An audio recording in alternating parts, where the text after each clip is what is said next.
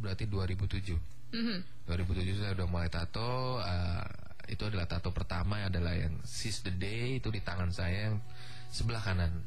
Dan tahun selanjutnya itu tangan sebelah kiri, dan selanjutnya lagi adalah di sebelah kiri lagi dan sebelah kanan. Dan totalnya ada 4 tato.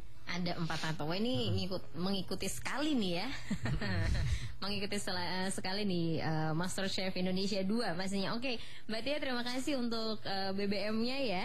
Dan kita kembali lagi nih sebelum waktunya juga sangat cepat sekali ya. Boleh nggak sampai jam 12? Kegiatan lagi ya pastinya. Oke nih, balik lagi ke MasterChef Indonesia 2. Masakan yang paling sulit buat Opik untuk diolah di MasterChef Indonesia 2 apa? Bahan ya? Ingredient ya.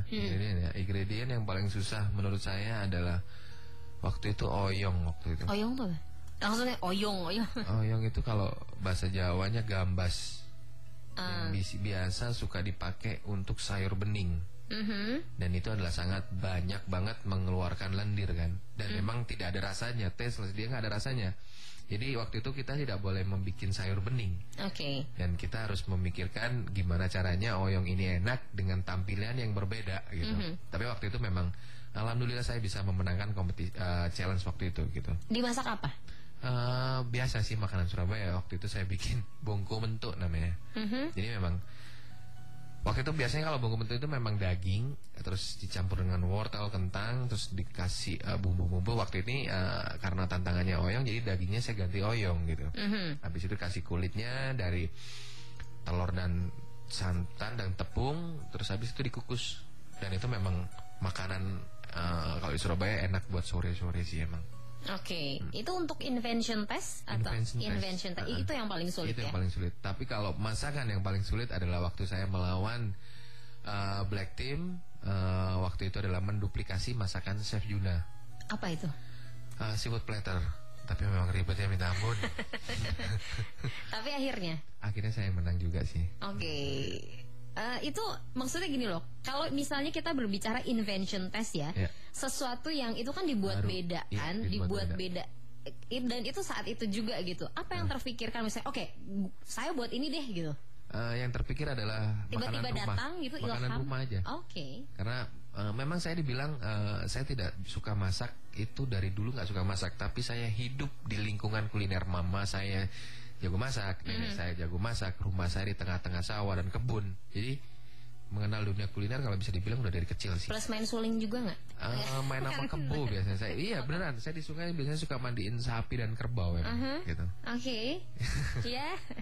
Ya mengasihkan ya, menyenangkan nih hidupnya nih. Alhamdulillah. Dinikmati lah ya pastinya. Oke, jadi memang yang terpikirkan pertama adalah masakan rumah. Masakan rumah. Tapi kan harusnya istilahnya disajikannya secara internasional kan ya? Betul sekali. Dan itu memang saya memang terkenal dari segi plating paling buruk di 20. Maksudnya 20 dari 20 peserta ini memang saya paling jelek gitu. Karena saya tahunya biasanya saya makannya di warung, bukan di fine dining, di hotel mewah, di luar negeri atau dimanapun. Saya biasanya makan paling banter di mana sih gitu kan. Ya itulah plating yang saya tahu. Cuma karena saya pikir plating itu bisa belajar gitu. Tapi kalau rasa itu memang udah dari tangannya udah enak, mau belajar kayak mau nggak tangannya pasti enak. Tapi kalau plating saya pikir saya bisa belajar nih. Oke, you have a motto, cooking is love. Ya betul ya? Oke, memasak itu adalah cinta. Adalah cinta. Semakin kita mencintai orang itu, semakin kita sayang sama orang itu, semakin kita care sama mereka. Dan semakin masakan ini semakin lebih indah kan. Jadi saat Opik memasak apa yang dipikirkan? Boleh tahu dong sedikit aja. Korek-korek pribadi ini sih. Yang saya pikirin sih sebenarnya ada satu nama yang memang dia sudah berhubungan sama saya sebelum MasterChef gitu. Jadi memang setelah memikirkan dia, makanan itu memang lebih indah sih menurut saya. Dan lebih enak cita rasanya? Cita rasanya sih yang lebih enak yang pasti. Tapi kalau lagi nggak mikirin dia, mungkin masakannya jadinya saya persertes gitu. Jadi untuk yang di sana maaf ya, kalau nggak dipikirin waktu itu persertes. Tersanjung sekali pastinya ya seseorang itu. Nah dari maksudnya ya oke, balik lagi nih, masak dan masak. Kalau setelah di dalam karantina itu membaca buku, buku-buku masakan untuk menambah atau browsing atau apa atau kalau browsing yang pasti nggak boleh karena kita disita kan segi alat elektronik kita disita, kita tidak disediakan alat masak, jadi kita tidak bisa belajar. Jadi nggak boleh ya? Nggak boleh. Ya, itu bedanya sama Indonesian Idol kan, dia mesti belajar tiap hari kan, tes gitu kan. Kalau kita memang tidak boleh, gitu. Kita tidak boleh, dunia elektronik nggak boleh, kita masak juga tidak boleh gitu. Yang boleh cuma baca buku aja, dan saya sering lihat cuma gambarnya sih sebenarnya. Karena saya tahu segi plating saya sangat buruk gitu. Jadi sapraknya aja ya? Ya saprak nawe pokoknya mah. Saprak nawe ya pokoknya mas. Jadi nak gitu lah. Nah, itu dah kumadei gitu. Oke, balik lagi nih ke SMS sebelum waktunya habis. Ada Atep di Bandung. Kak Opik pengen tanya dong, apa yang kakak jadiin sumber energi, sumber semangat kakak buat menggapai impian, khususnya untuk di MasterChef sendiri? Soalnya saya sudah daftar juga nih untuk MasterChef 3. Oh keren. Karena Kak Opik jadi inspirasi saya, karena latar belakang kita hampir sama. Mohon doanya ya, dan doanya juga untuk saya menjalaninya. Terima kasih juga untuk Atep di Bandung. Satu-satu ya dijawabnya ya. Apa yang dijadikan sumber energi nih? Oke, buat Atep ya saya doain aja lah ya. Maksudnya apapun keinginan kamu, bangun, kerjalah gitu. Jadi kalau sumber inspirasi sebenarnya inspirasi saya adalah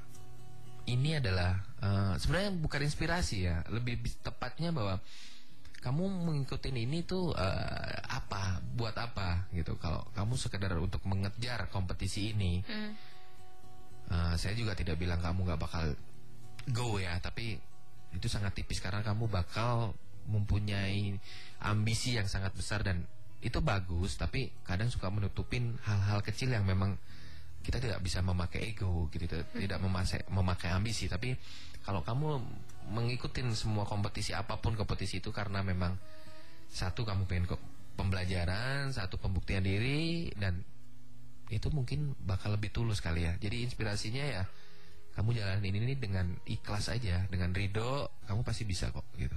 Oke, sumber semangatnya? Sumber semangatnya adalah calon istri saya. Itu aja sih. Nah, itu dia ya untuk Atep di Bandung. Kemudian ada siapakah ini? Oh, ini udah tadi ya. Baiklah, dan kalau misalnya mau langsung telepon boleh di 4212-077. Masih ada 2 menit sih sebenarnya. Sebentar lagi. Oke nih, Opik, untuk kedepannya apa yang akan dilakukan? Untuk kedepannya sih yang pasti udah beberapa ada restoran, ya bisa dibilang fine dining, dan dengan chef yang memang senior banget. Mereka sangat welcome banget saya untuk belajar di dapurnya, dan menurut saya itu tidak bisa dibayar dengan uang sebesar apapun gitu, dan itu bakal saya ambil gitu. Oke. Take it ya. Iya, tapi kalau untuk tadi ada sempat yang ini bakal ada. Ya, itu dia. Kalau misalnya ada tawaran, tawaran main sinetron, main film, atau FTV atau lain sebagainya, bagaimana? Ini biasanya kan seperti itu nih. Untuk Opik sendiri diterima atau enggak? Itu jalurnya udah beda ya. Jalurnya beda. Saya adalah bukan artis, saya bukan selebritis, saya adalah cuma sekedar tukang masak yang kebetulan ada kamera yang mesut saya gitu. Jadi kalau untuk itu mungkin saya lebih lanjut untuk menanyakan apa calon istri saya kali ya. Gitu. Tapi memang pesan dari Chef Juna, Chef Dega, dan Chef Marinka gitu, dia bilang apapun keputusan kamu, apapun aktivitas kamu, jangan pernah tinggalin masak. That's it. Oke, baiklah. Menyenangkan sekali nih ngobrol barengan sama Opik. Terima kasih sudah datang ke CBL Radio. Sukses terus pastinya ya. Terima kasih. Ada yang disampaikan nggak nih kepada teman CBL, apalagi yang akan mengikuti MasterChef Indonesia 3? Oke, untuk pendengar CBL semuanya di Bandung, dimanapun yang memang tertarik atau memang punya passion di dunia kuliner, ini adalah ajang yang sangat-sangat bisa dibilang sangat bagus dan sangat bergengsi ya gitu. Jadi dan pendaftarannya pun udah dibuka di websitenya di www.masterchef Indonesia Season 3 kalau nggak salah ya. Dan itu menurut saya kalau kalian punya apa ya, punya cita-cita, punya passion di dunia kuliner, dan kalian merasa itu masih kurang, disinilah ajang untuk melengkapinya. Kalian punya mimpi, bangun dan kejar. Itulah adalah moto saya sih sebenarnya. Punya mimpi, bangun, kejar, itu aja. Oke. Baiklah, terima kasih. Sukses sekali lagi ya, Terima Opik kasih ya. semuanya. Dan pastinya teman Sibel, Krisan bakalan masih terus menemani teman Sibel sampai pukul 12 waktu Indonesia Barat. Info kuliner dan juga dari dapur cantik Sibel nanti akan ada satu resep juga.